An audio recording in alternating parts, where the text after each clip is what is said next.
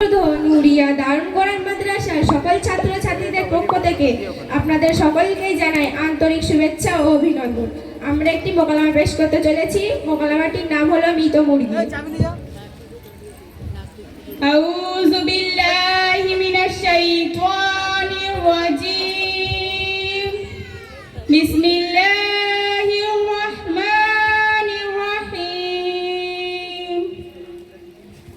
আর-রহমান আল্লামাল কুরআন খালাকাল ইনসান আল্লামাহুল বায়ান। আম্মু দেরি হয়ে যাচ্ছে তো। উফ, কোরআন পড়ছি দেখতে পাচ্ছিস না? কি হয়েছে বল। আজ স্কুল থেকে ফেরার পথে বই কিনে নিয়ে আসতে হবে, তা তো টাকা লাগবে। কত লাগবে? 1000 টাকা। আমার কাছে তো অত টাকা নেই। তুই দাঁড়া, তোর চাচিমার কাছ থেকে ধার করে নিয়ে আসি। ঠিক আছে আম্মু। আসসালামু আলাইকুম। লাইলাপু বাড়িতে আছো? ওয়ালাইকুম আসসালাম। ও মানহা তুই? হ্যাঁ আপু, আমি। আমার না 1000 টাকার প্রয়োজন ছিল, তুমি কি দিতে পারবে? দুদিন পরে দিয়ে দেবো খুনি। আচ্ছা এই নে 1000 টাকা, 2 দিন পর অবশ্যই দিস। হ্যাঁ অবশ্যই। এই নে রুমাইসা, যেন হারিয়ে ফেলিস না। ঠিক আছে আম্মু। কি ব্যাপার, 2 দিন তো হয়ে গেল কিন্তু মানহা টাকা দিল না তো।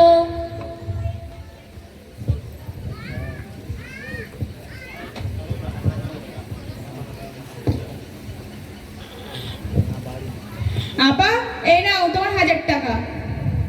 শোন, এখন আর 1000 টাকা দিলে হবে না, 100 টাকা বেশি দিতে হবে, কারণ তুই একদিন লেট করেছিস।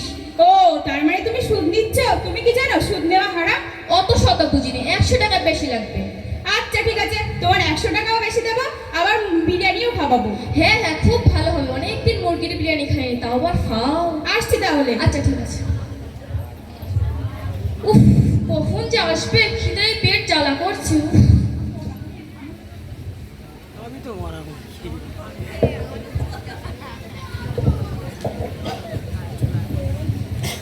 যাই, একটু লাইলাপার সাথে মজা করে আসি। উফ, কখন যে আসবে, খিদায় পেট জ্বালা করছে, তাও আবার বিরিয়ানি। লাইলাপু, আমি খুব দুঃখিত। কেন, বিরিয়ানি নিয়ে আসিসনি? না, আমার যে একটু দেরি হয়ে গেল। না না, ওটা কোনো ব্যাপার না, তুই বস। এই নাও তোমার বিরিয়ানি। আচ্ছা।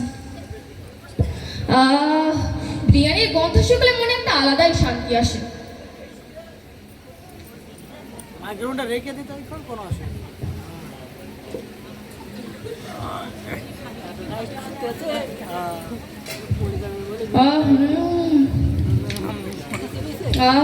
মজা মজা। মরা মুরগির বিরিয়ানি তো মজাই হবে। কি কি মাথা, তুই জানিস না মৃত বিরিয়ানির গোশ খাওয়া হারাম, আর মুরগি তো বলছিস মৃত। তাতে অসুবিধা কোথায়? কেন, তুই জানিস না মৃত বিরিয়ানির গোশ খাওয়া হারাম, আর মুরগি তো বলছিস মৃত। তুমি যে 100 টাকাটা সুদ নিচ্ছ, ওটাও তো হারাম। হ্যাঁ, তুই ঠিক বলেছিস। আবার একটা কথা বলবো, কিছু মনে করবে না তো? না না, কিছু মনে করবো না, তুই বল। তোমার স্বামী নাকি সুদ ঘুষের ব্যাপার করে, এটা কি সত্যি? না মানে বলছিলাম কি, হ্যাঁ সত্যি। আবার ঘুষখোরের ছেলে হাফেজ হচ্ছে? হ্যাঁ, আমার একটাই ছেলে, আল্লাহর রাস্তায় দিয়েছি। আমার হুজাইফা হাফেজ হয়ে মাওলানায় পড়ছে। রুমাইসার মা, ও শুধু নামে হাফেজ, কামে না। তার মানে হাফেজ মানে তো ভালো। বস বস।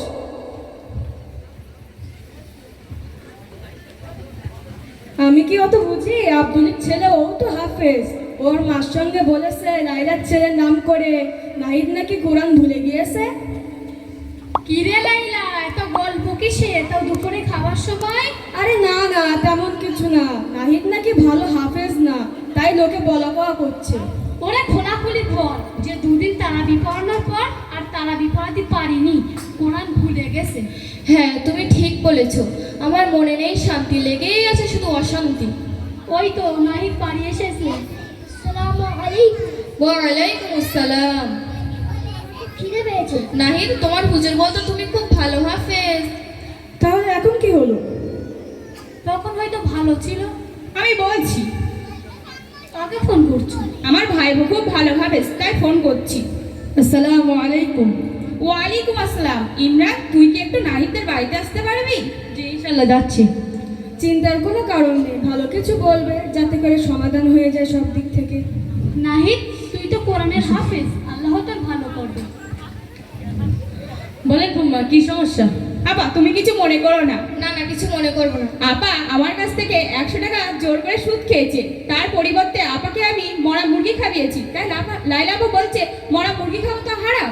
ও, বুঝতে পেরেছি, সুদের ব্যাপারে কিছু বলতে হবে। আমার ছেলে খুব ভালো হাফেজ, কিন্তু ও বলছে ও এখন আর কোরআন মনে রাখতে পারছে না। মহান আল্লাহ তাআলা সূরা বাকারা 275 নম্বর আয়াতে বলেন, আল্লাযীনা ইয়াকুলুনা রিবা লা ইয়াকুমুনা ইল্লা কামা ইয়াকুমুল লাযী ইয়াতাখাব্বাতুহুশ শাইতানু মিনাল মাস। যারা সুদ খায় তারা কিয়ামতে ওই ব্যক্তির মতন উঠবে যাদেরকে শয়তান স্পর্শ দ্বারা পাগল করে দিয়েছে। যালিকা বিআন্নাহুম ক্বালু ইন্নামাল বাই'উ মিসলুর রিবা ওয়া আহাল্লাল্লাহুল বাই'a ওয়া হাররামার রিবা।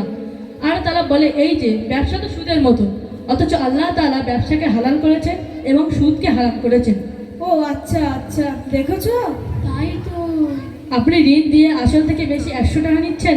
হযরত আলী রাদিয়াল্লাহু তাআলা আনহু বলেছেন, যে ঋণ কোনো মুনাফা টেনে আনে তাই সুদ। আপা শুনলে আমি কেন বলেছিলাম তুমি মরা মুরগি খাচ্ছ হারাম বলে আর সুদ নিচ্ছ হালাল বলে, জানার পরেও?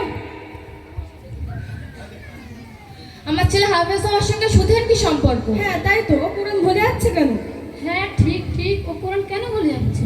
আগে আমি কোরআন মুখস্থ করতে পারতাম, এখন আর ভালো করে পড়তে পারি না। এলএম শিক্ষার উপরে সুদের ব্যাপক খারাপভাবে প্রভাব পড়ে। আমি কয়েকটি বলছি। জ্ঞান অর্জনে বাধা, হারাম আহারে হৃদয় কালিমা বা অন্ধকার সৃষ্টি করে। নবী সাল্লাল্লাহু আলাইহি ওয়াসাল্লামের হাদিস অনুযায়ী হারাম খাদ্য গ্রহণকারী ব্যক্তির ইবাদত ও দুয়া কখনোই কবুল হয় না। মেধা স্মৃতির ওপরে প্রভাব, হারাম উপার্জনের কারণে জ্ঞান অর্জনে মেধা ও স্মৃতিশক্তি দুর্বল হয়ে যেতে পারে। হ্যাঁ আম্মু, আমার কিছু মনে থাকে না। তাই দেখেছো কি সর্বনাশ। না না, আপনার ভুল হচ্ছে। আল্লাহ ইসলাম আমাদের কাছে খুবই সহজ করে পাঠিয়েছে। এখন কি উপায় আছে? সুদ খাওয়া ব্যক্তির মানসিক চাপ এবং অশান্তিতে ভোগে, যা পড়াশোনা বা জ্ঞান অর্জনের মনোযোগ নষ্ট করে। হ্যাঁ হ্যাঁ, তুমি ঠিক বলেছো। আমাদের সুখ আছে, কিন্তু যেন মনে একটা অশান্তি অশান্তি ভাব। আমি তাই তো বলি, ওরকম সুখের আমার দরকার নেই। সুদের অভিশাপ জ্ঞান অর্জনের পথে সবচেয়ে বড় বাধা।